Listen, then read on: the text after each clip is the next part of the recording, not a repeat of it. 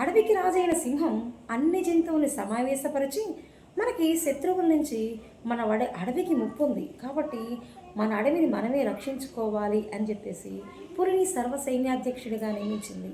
ఒంటిని నువ్వు ఎక్కువ బరువులు మోయగలుగుతావు కాబట్టి ఆహారం ఈ జంతువులన్నిటికీ ఆహారం నువ్వే సమకూర్చాలి. ఒక్కడికి ఒక్కొక్క పని అప్పచెప్పింది.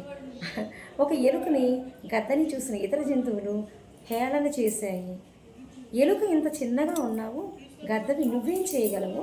మేమంటే బలశాలలో ఏదైనా మొయ్యగలము, ఎదిరించగలము, నువ్వేం చేస్తావని చెప్పేసి దానికి సింహం నువ్వు ఎలుకతో చెప్పింది, నువ్వు చక్కగా బొరియలు తీయగలవు కదా, మనం పొరపాటున సొరంగం నుంచి తప్పించుకోవాలంటే నువ్వు సొరంగ మార్గాన్ని ఏర్పాటు చెయ్యను.